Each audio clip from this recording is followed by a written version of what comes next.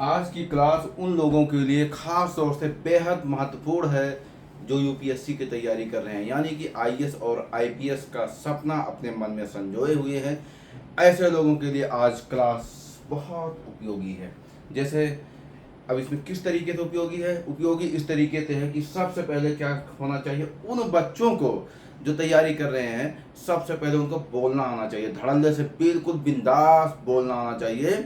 और कम से कम हिंदी और इंग्लिश दो सब्जेक्ट तो बिल्कुल, कि ताकि उनको कहीं कोई दिक्कत ना हो, क्योंकि इन्हीं दो सब्जेक्ट के ऊपर जो है यूपीएससी क्रैक की जाती है, जा सकती है। और 99% जो है रेशियो है कि इंग्लिश मीडियम वाले बच्चे जो है यूपीएससी में सेलेक्ट होते हैं। सिर्फ 1% या 2% जो है सिर्फ हिंदी वाले बच्चे बेचारे सेलेक्ट होते हैं। इसलिए बोलना ज़्यादा महत्वपूर्ण है, अंग्रेजी जानना बहुत महत्वपूर्ण है। अब अंग्रेजी हम कैसे सीखें, ये सवाल होता है कि कैसे हम बिंदास बोलना सीखें। अंग्रेजी हमें बिंदास बोलना सीखने के लिए सबसे पहले क्या क्या करना पड़ेगा, हमें जो है वीडियो बनाना पड़ेगा। ऐसे 500 का स्टैंड लेंगे, एक ऐसे बोर्ड लगाएंगे 3x4 4x5 का जो भी है, उसके बाद में पर डे एक हमारी तरह आप वीडियो बनाएंगे। आप कभी भी ये नहीं सोचेंगे कि सही है गलत है, क्या सही गलत कोई मैटर नहीं होता। आप उसको अपलोड नहीं करना है, आपको वीडियो बनाइए, देखिए, उसको डिलीट कर दीजिए।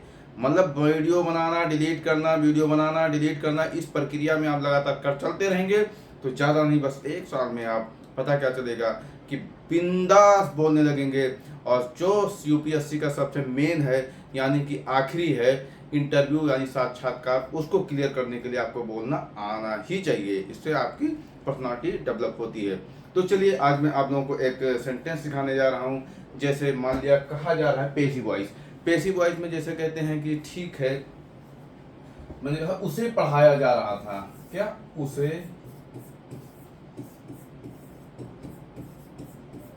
पढ़ाया जा रहा था, या मुझे समझाया जा रहा था, या उनसे काम करवाया जा रहा था। यानी कि जब कोई चीज जो है, हम जब सब्जेक्ट कोई काम ना करे तो उसे क्या बोलते हैं, पैसिव वॉइस कहते हैं। अब उसे पढ़ाया जा रहा था, ये सेंटेंस कैसे बनेगा? इस सेंटेंस को बनाने के लिए सबसे पहले हम यूज करेंगे स्ट्रक्चर। हमारा स्ट्रक्चर रूल क्या है, सब्जेक्ट है, उसके बाद में आपका हो जाएगा हैज, सब्जेक्ट आपका ये चूंकि कॉन्टिन्यूअस का ये है तो इसमें वाज या वर और प्लस बीइंग। और जैसा कि सभी लोग जानते हैं कि पैसिव वॉइस में हमेशा वर्ब की थर्ड फॉर्म प्रयोग की जाती है, तो इसी रूल से हम बनाएंगे इस सेंटेंस को। अब जैसे मैंने कहा कि उसे पढ़ाया जा रहा था, तो सब्जेक्ट आपका ही है, ही के साथ आपके साथ लग गया ही वॉज, ये लग जाएगा क्योंकि ये अकेला है। उसके बाद being, he was being, he was being. अब उसे पढ़ाया जा रहा था, ही वॉज बीइंग टॉट, उसे पढ़ाया जा रहा था, मुझे समझाया जा रहा था, I was being, understand means समझना और समझाना, मुझे समझाया जा रहा था, अंडरस्टूड, अंडरस्टूड। तो जब भी कभी इस तरीके से आए कि जब काम कोई देखो, अब उसे पढ़ाया जा रहा था, सब्जेक्ट ही है यानी उसे है, ये कोई काम कर रहा है, कोई काम नहीं कर रहा है, इसको पढ़ा कोई और रहा है, तो इसको बोलते हैं पैसिव वॉइस। और ये जो है पैसिव वॉइस है आपका जो है पास्ट कॉन्टिन्यूअस टेंस का पैसिव वॉइस है, पास्ट कॉन्टिन्यूअस टेंस का ये पैसिव वॉइस है।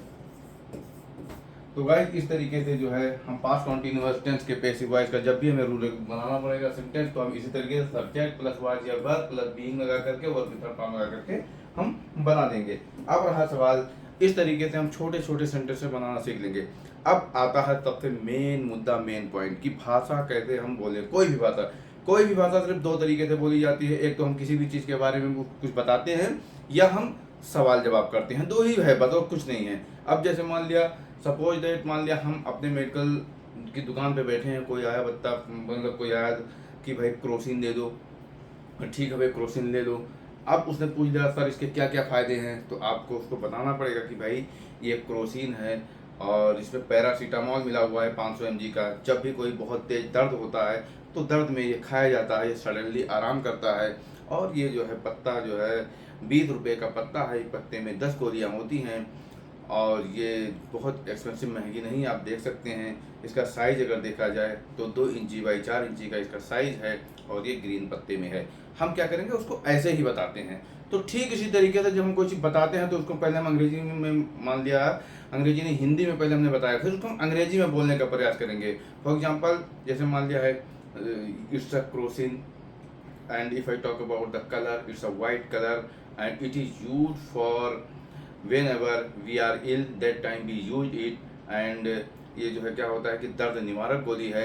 and if I talk about the price, it's 20 rupees and now you can see there are 10 tablets in one packet and I have only 3 packets and now you can see that it's a green color। तो आप क्या करेंगे, इसी तरीके से उस पत्ते के बारे में, उस चीज़ के बारे में बताएंगे और बताने का प्रयास करेंगे, पहले हिंदी में फिर अंग्रेजी में। अब रहा सवाल क्वेश्चन आंसर क्या होता है, सवाल जवाब क्या होता है। आप अपने दुकान पे अकेले बैठे हुए हैं, आपने मान लिया देख लिया क्रोसिन का पत्ता ही देख लिया। अब उस क्रोसिन के पत्ते में आप अपने दोस्त को देखिए कि समझ लो मान लिया ये मेरा दोस्त रोहित है। अब आप रोहित से बात करिए, hi Rohit, how are you? I am good and what about you? I am also good. What are you doing? Nothing. I am enjoying. Where you are enjoying?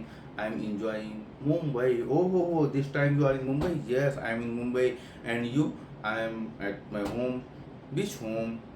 In village. Okay, you mean you are enjoying in village? Yes।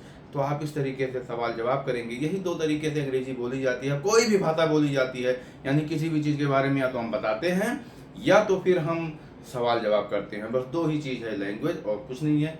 हम इसको daily सीखने का प्रयास करेंगे, एक एक structure जैसे बताया था, और ऐसे ये क्वेश्चन आंसर और किसी भी चीज़ के बारे में। लेकिन एक चीज़ और हमें याद रखना है कि हम वर्ब डेली याद करेंगे जरूर, एक एक verb, because verb is a very most important and it's a backbone of English. अगर आपके पास वर्ब के 5 फॉर्म नहीं आते हैं तो आप अंग्रेजी कभी नहीं बोल सकते, कभी नहीं। अब जैसे मान लिया एक वर्ब है डू, इसका सेकंड फॉर्म है डिड, थर्ड फॉर्म है डन, चौथा फॉर्म है डूइंग, पांचवा फॉर्म है डच। तो do, did, done, doing, Dutch, इसको वर्ब की फर्स्ट फॉर्म बोलते हैं, इसको सेकंड फॉर्म बोलते हैं, इसको थर्ड फॉर्म बोलते हैं, इसको फोर्थ फॉर्म बोलते हैं, इसको फाइव फॉर्म बोलते हैं। ये हमें हर हाल में जो है डेली एक वर्ब, डू माने होता है करना, जब कोई काम हम करते हैं तो उसी को बोलते हैं डू। डू मीन्स करना। जैसे मान लिया मैं करता हूँ तो आई डू, मैं काम करता हूँ, या वो आया तो डू और डिड जो है, डू, डिड, डन और डूइंग और does, it's a very very most important verb. हमें इस तरीके से play, played, played, playing, plays, come, came, come, coming, comes, have, had, had, having, has, इस तरीके से हर जो है पर डे एक वर्ब के हम 5 फॉर्म याद करेंगे। जब हम इस तरीके से प्रैक्टिस करेंगे तो हमें अंग्रेजी जो है बोलने से, समझने से, लिखने से दुनिया की कोई ताकत नहीं रोक पाएगी। खास तौर से यूपीएससी क्रैक करने में हमें कोई नहीं रोक सकता। सो गाइस, आप इस तरीके से अंग्रेजी सीखने का प्रयास करें। मेरा दावा है कि आप अपने गोल में, आप जो चाहते हैं टारगेट में, उसको जरूर सफल होंगे।